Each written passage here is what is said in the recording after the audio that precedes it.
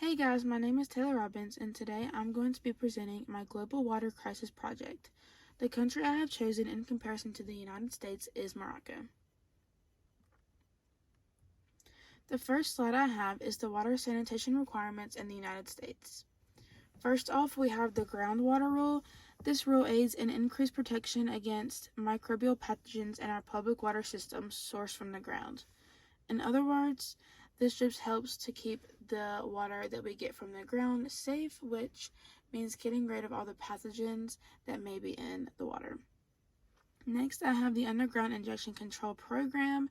This program is in charge of regulation of construction, operation, permitting, and closure of injection wells. So we do have a wells in the ground. That is one of the sources of water. This basically is just permitting the construction, the operation, and the closure. So basically where they're allowed to be built, when they're allowed to be built, and whether or not the location will be a good location to get water from or not. Next, I have source water protection. This ensures the quality of drinking water by protecting it from the source to the tap. So basically, this just means that the quality of the drinking water is protected from when we first got the water to when it comes out of the tap. It is basically just meaning that the water is protected and transportation into delivering it to people in the community.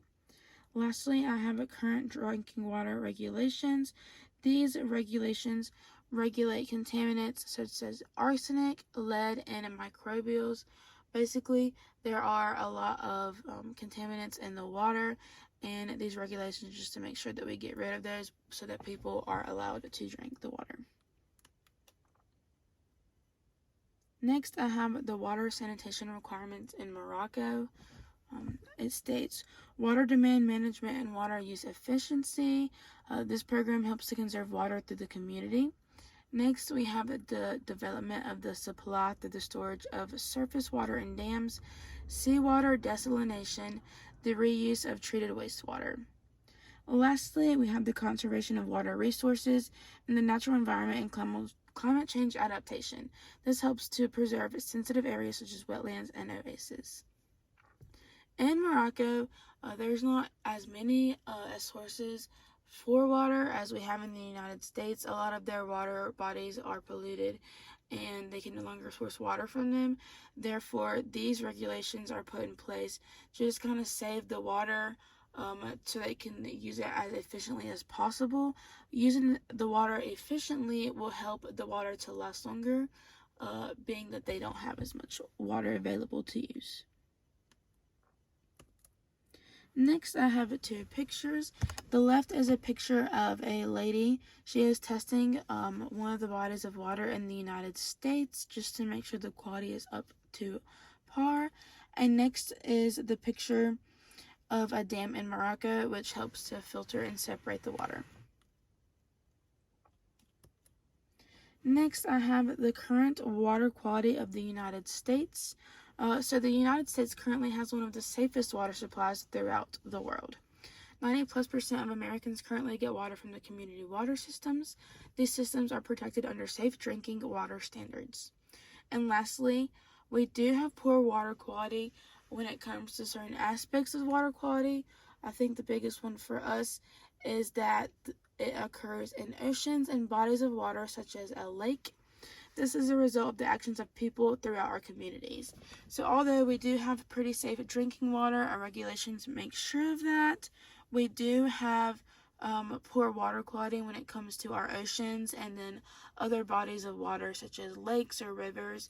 And that is simply just because I think the biggest impact is simply just because we have humans that just kind of pollute the water, and whether it be just from throwing trash or simply just that's probably the biggest part, is just leaving debris or trash or just things that do not belong in the water or things that don't belong, like being left outside, do get left behind and eventually end up in the water. This ranges from plastic bags, which is not very good for aquatic life, and then it could range all the way up to bigger things. I know I've seen like shoes in the waters before, stuff like that. It's just not good for the water overall. Next, we have the current water quality in Morocco. In comparison to the United States, Morocco has poor water quality. 30% of water sources are heavily polluted throughout the country. That being said, they do not have as much sources, like I've said previously, because 30% of their sources are polluted, which means that that's an increasingly lower amount of water they have available to source for the community. Several sections of the water are heavily polluted by the following: high concentrations of ammonia, phosphorus, organic matter, and high coliform counts. Lastly, most bodies of water are considered unsafe for drinking due to the large number of pollutants/chemicals. Like I've said previously, a lot of the water bodies are polluted, making them completely unsafe to drink. They're just not treatable, which means it is harder to source water because that lowers the amount of water they have to use. This is a picture of just kind of how the water quality is treated and used, and just the quality of it overall in comparison to each other. So on the left is just kind of a bar graph. It says the U.S. cities with the worst and best tap water quality. So basically, the quality does range in the U.S. depending on state, and that just kind of shows it. And then the map on the right shows the quality of water based on the color of the dot in whatever location. Next, I have the causes of reduced water quality in the United States. So, although there are regulations on the water in the U.S., there is still a possibility of water contamination.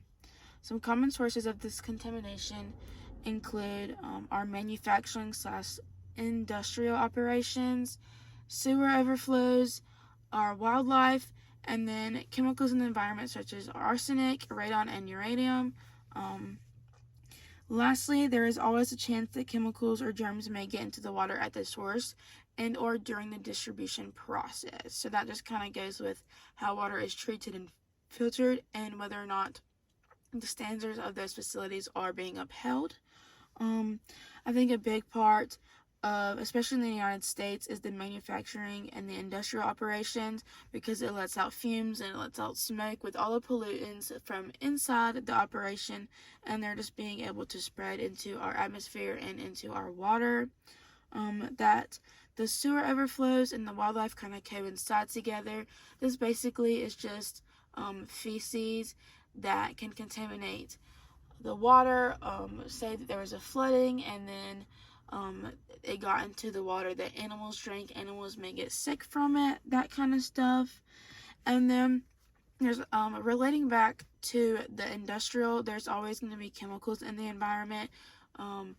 Most things nowadays do let out chemicals, such as even driving a car, and so those negatively affect water quality as well. Moving on, I have the causes of reduced water quality in Morocco itself. So I have on here 4 different types of pollution. I'm just going to read each one and just kind of explain it. So first I have domestic pollution. It states 600 mcm of domestic wastewater is discharged into the environment. It contains about 360,000 tons of organic waste. So essentially, their wastewater is just being let out into the environment, and it is just bringing about a ton of organic waste, which is overall just not good for the environment and the inhabitants within it. Next, we have industrial pollution. This one does relate back to the United States, kind of with the industry. It just pollutes the water whenever you have those kind of things going on. Next, we have agricultural pollution. So fertilizer used in agriculture causes pollution. About 720,000 tons of fertilizer and 8,500 tons of pesticides are applied throughout Morocco. Crops are a really big thing in Morocco, and so of course a lot of fertilizer and pesticides are used, which actually can do a lot of harm to our water. And lastly, I have the accidental pollution. There's been a lot of oil spills in Morocco, and basically oil just spills somehow, whether it's in transportation, and the oil gets in our water. and essentially it has a negative effect on the water and then the life in the water as well. These are two pictures. On the left is an industry. As you can see, there is smoke coming out of the building. Those just kind of coincides with the pollutants that these operations are letting out, and they're just getting into our water systems. Next, I have a picture of Morocco. It is an oil spill. This negatively affects a lot of things, overall the quality, and then also can lead to the death of the inhabitants in the water, such as fishes. Next, I have the effects of reduced water quality in the United States. So reduced water quality affects not only the people within the communities, but the wildlife as well. This includes the well-being of fish, plants, etc. Although it does affect us, it affects the wildlife as well. It affects marine life and plants. It can lead to killing off plants to them not being able to grow. Next bullet I have is that water pollution can cause an entire species to die out within that ecosystem. There have been cases where there have just been an entire population of fish die out in water systems just because of the water quality and the pollutants within the water.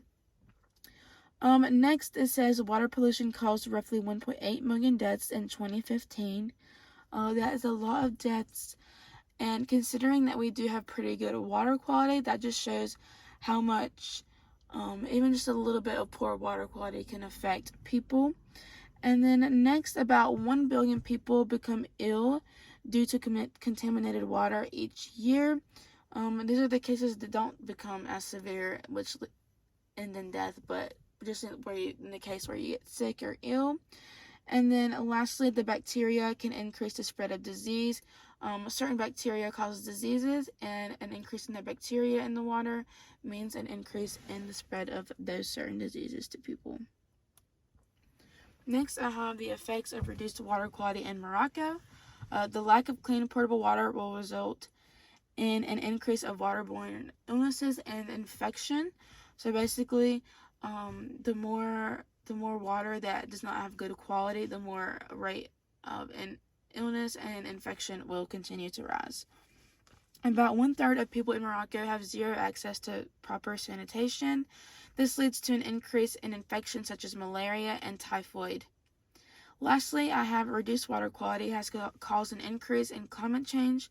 As a result, rainfall is supposed to decline by 50% by the year 2050.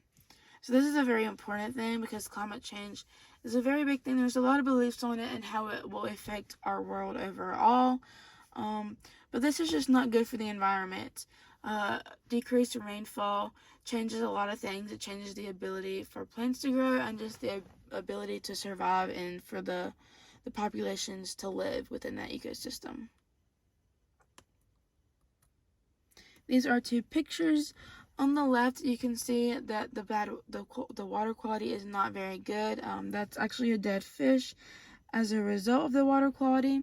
And then on the right is a picture of a whole population of fish that died due to the water quality of a river in Morocco.